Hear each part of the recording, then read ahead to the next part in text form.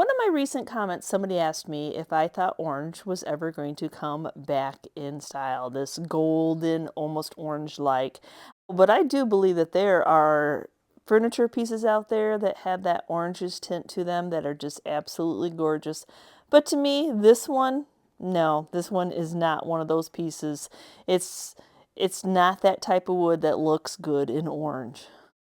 Hi guys, welcome to the channel. Yes, I am taking some thrifted items and I am sanding them down to see what's underneath. I just recently had a few other pieces that when I got them sanded down, I had to paint them. So I'm hoping in today's video I can share how I get down to some nice wood. Yes, you can only hope for the best when you start to sand a piece. It looks good, it looks great with the stain. You don't see all that, what that stain is hiding, and every time one of us creators is sanding down a piece or stripping paint off, we're hoping that there's something beautiful underneath. So I always start off with a 80 grit sandpaper, trying to get through that heavy, which I think a lot of it is the polyurethane over time even oranges the piece more. So depending on what top coat you put on is how orange the piece. So the stain may have just been a golden oak stain, but over time that polyurethane loves to yellow and really make a piece look that orange.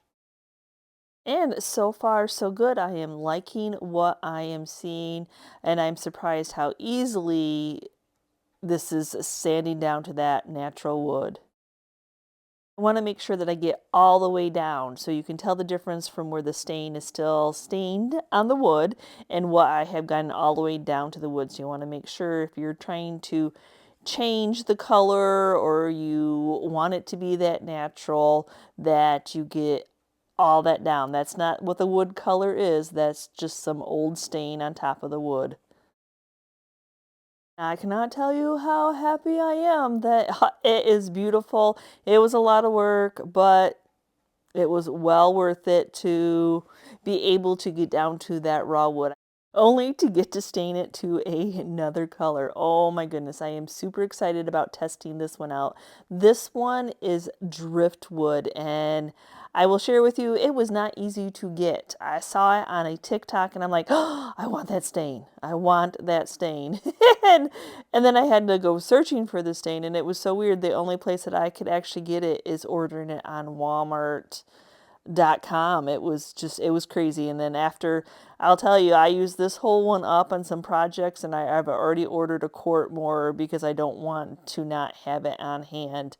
I have never actually used a stain that I haven't helped a little bit. Even antiquing wax, I'll put black on. A lot of my Waverly wax, I'll still add the black wax to it. I just recently did a weathered oak, which was a little bit gray in spots. But this one, oh my gosh, I'm already loving it as soon as I'm applying it on. And then I realized when I got to the side, I'm like, oh, they really should have a little plug. You don't really want to see your screw like that. So in the middle of staining, yep. Luckily, we do have these wooden plugs on hand. I'm not sure about your area, how your trends, if you've noticed trends changing. Black has definitely been a wonderful seller. Natural woods have just kind of taken over the painted area right now. So as a furniture painter, yes, sometimes I have to shift gears and I have to learn techniques and teach myself things that I was just used to scuff sanding and painting a piece down. So it is very interesting, you know, and I thought, you know what, if I'm going to do this, I'm going to start off on little pieces. That's probably why the month of February you have seen a lot of this type of makeovers on my channel, because I am a learner by doing. Has anybody ordered these funky junks stencils yet? Oh my gosh, I just absolutely love it. So I think that's the thing that I like about this driftwood stain, is it reminds me of pallet wood, the way that it takes on this pine wood. There's definitely a variation of colors going on. It's not just making it one flat color. So, and a little bit of wording. People love that recycled, the thought of having recycled wood on a project. And I did actually think about beating up with a hammer and a chain this little bench, but the wood's just thin. So I just thought that that would have looked odd. And the way that the legs are curved, it just wasn't that type of piece to beat up. But I can still make the top look like it was made out of pallet wood. I love these palette stencils. I love being able to take pieces and parts. The hard thing is deciding which pieces and part to go where. Now I do a little bit of the spray adhesive on the back, and this is adjustable, not adjustable, repositional. It is not a permanent spray adhesive. It's made just for stencils, so it doesn't leave any sticky residue behind. Now, a previous video I showed where I did the stenciling with the paint before I stained it. You can do it either way.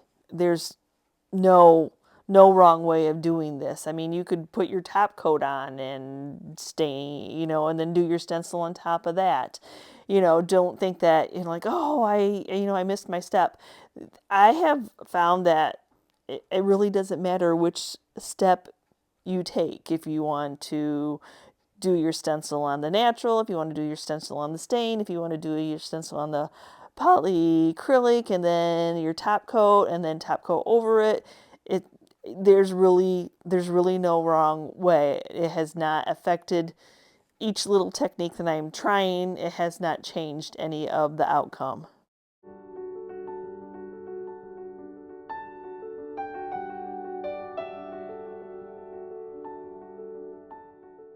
I do take a moment after each placement of my stencil and take a Clorox wipe, wash it off, dry it off, that way that I'm not getting paint somewhere I don't want paint on my project.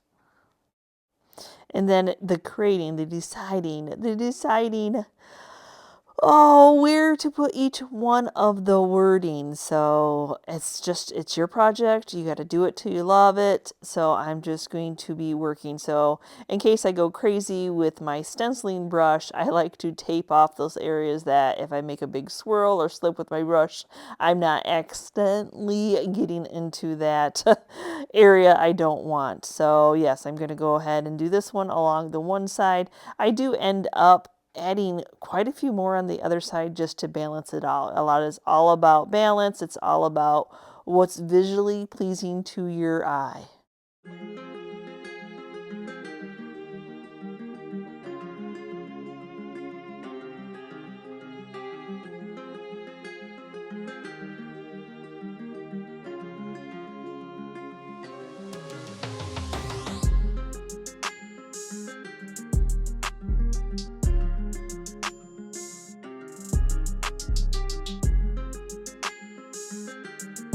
For my black paint, I'm using the ready-to-use paint from Walmart. It is a flat color, so adding the heat gun, as soon as it's dry, it's not shiny anymore, so I know that I can move on with my stencil.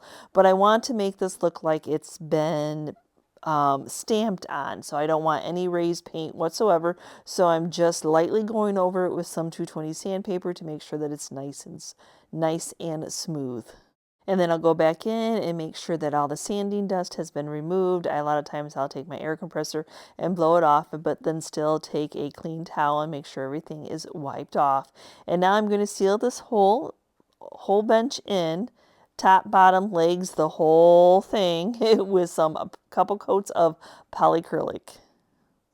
And after my polycrylic is dry, I'm going to go back in with some fine grit steel wool, making sure that everything is nice and smooth down. And the reason for at least 2 coats of the polycrylic is there's always those areas you just don't get with that first coat. There might be some raw wood, so I just want to make sure just a nice fine misting is all I'm doing it, because after I do the steel wool, I'll go ahead and get all that sanding dust off again, and I'll finish this up with some natural wax.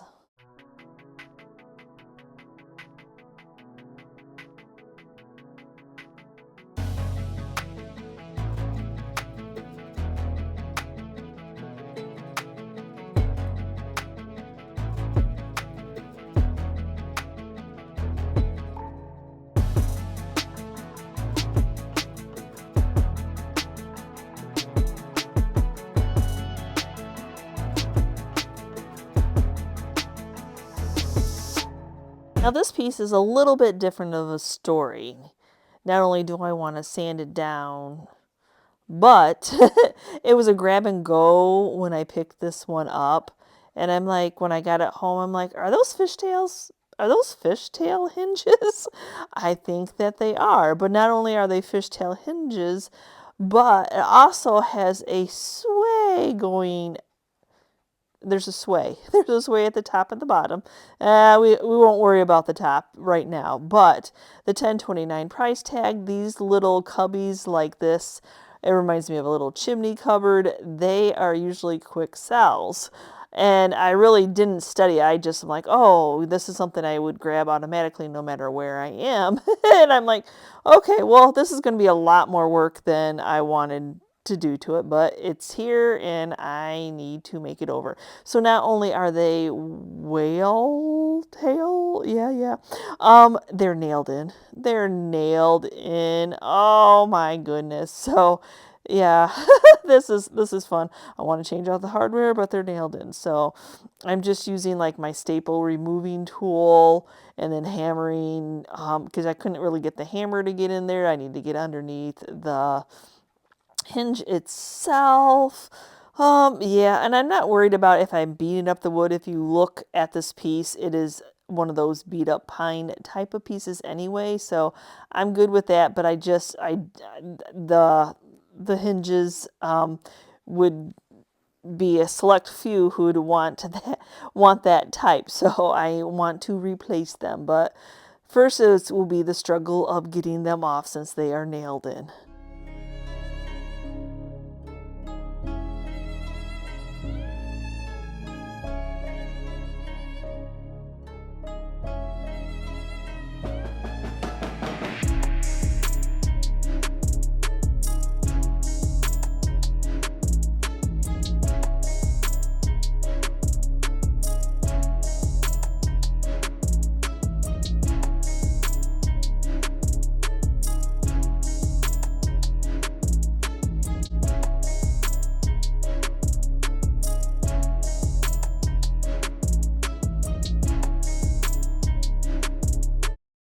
So here's where you can see that sway that they have going on. So it's flat against in the middle, and then it sways even larger as it goes down to the legs.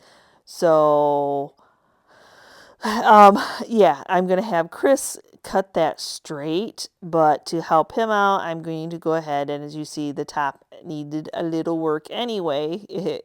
Maybe it was in two pieces, but it needs to be put back together. So yeah, so I'm going to go ahead and pop it off, and actually that'll make sanding a little bit easier. Than I don't have to get my mouse sander to get into the corners, but I do need to fix this top. Chris actually laid this piece on his table saw and cut the biggest part off, but that did not make a even straight cut. So now what he's doing is he's just taking his planer and making sure that everything is nice and smoothed out. So the biggest part, so now it's more of a straight piece than having those flared out top and bottom. Now I just need to get the nails out, get any of that excess glue, replace the piece of chunk of wood, and re-glue that back in that came off when I removed the top that was still attached to the body. And now I'm just going to go ahead and get this top put back together. It's got a neat little feature there that I have to get it put on there to really get a good... Did you see how it goes on in the back? So I'm just going to put some Titebond glue in between the two pieces, and then I'll put some brad nails on to glue it on, or to attach it, after I get it all clamped together. So now I'm going to my stash of hardware. I want to keep this looking like the other piece where it's made out of recycled wood. This has a lot of beat up areas. You can see the hole was weird where the pole was, but I have these nice rusty crusty hinges and this pole, and I'm going to leave them as is. Well, pretty much leave them as is. But here I come back with this Oh, these stencils are my new fave, and I'm sorry, do y'all do that when you have a new fave? You probably use it on a few too many projects, so I will have to admit I pulled out projects I knew that I could use this on. So I had to pick out my hardware because I had to choose where everything was going to, where the placement was. So on this one, as you see, I haven't stained it yet, so this is an example of it doesn't really matter which way you go adding your stencil. So this is a permanent paint. It's not a chalk paint. It's a ready-to-use paint. So yeah, I want it to be kind of like half on the door, half on the body. I thought that was a neat little stamp feature. I just absolutely am like, I want to be, I hadn't used the round one on the stencil yet. And I'm just kind of picking random areas that I thought, well, maybe this area, this is the fun. You're not making a scene. You're just doing random letters and numbers. And it's always funny when I share this, like random letters and numbers on my Facebook. I'll get these strange comments like, why is it numbered? Why do they have numbers on it? It's just a detail. It's just for fun.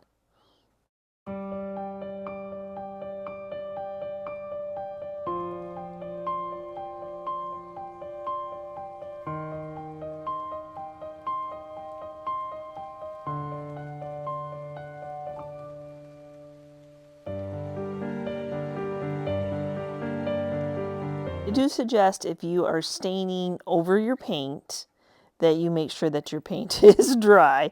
So a little bit of heat gun. Like I said, I use a flat paint so I can tell that it's dry because it's not shiny anymore. So see how I can go right over that. This raw wood just soaks it right in. Every project is a little bit different since this is raw wood.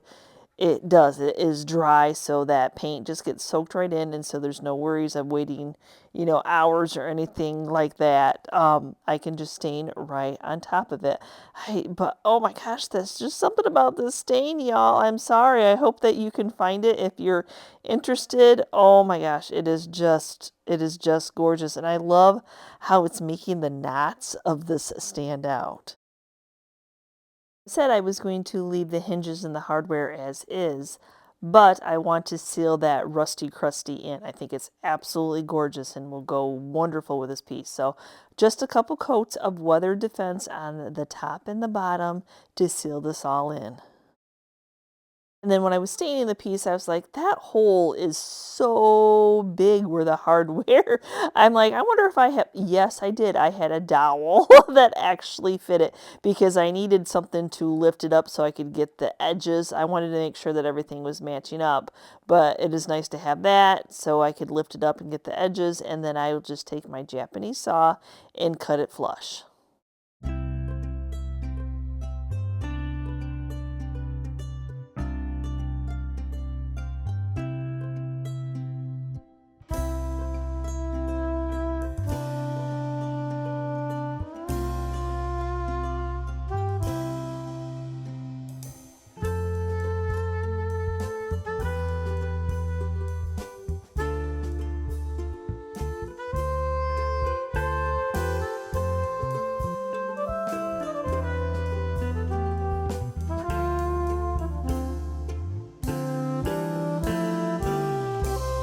So now if I'm using a rusty crusty hinges in a pole, we need some rusty crusty and screws. So yeah, we're not replacing those nails by any means. So unfortunately they're all flathead screws, but that is one thing when we get these auction hauls that Chris does kind of hoard on. So now I'm just digging through as he is drilling in the hinges.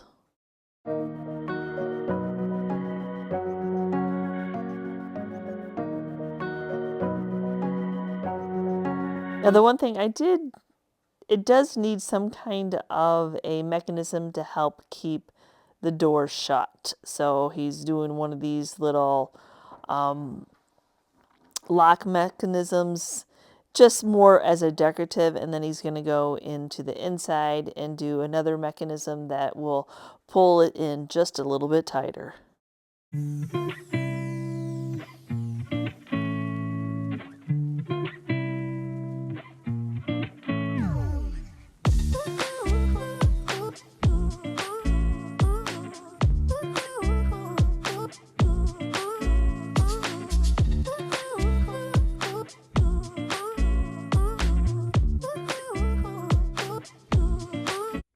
Okay, so yes, I was able to leave them natural. They're just small little pieces, so I absolutely love those um funky junks palette stencils, y'all. They are just amazing, and they're, like I said, they're small pieces. They weren't massive by any means, but it is fun to play when you have a new item. So I hope you enjoyed today's video, and as always, I link everything down below what I use if you're interested in those stencils.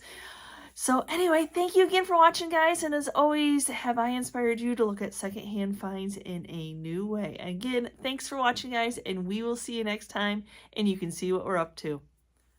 Bye!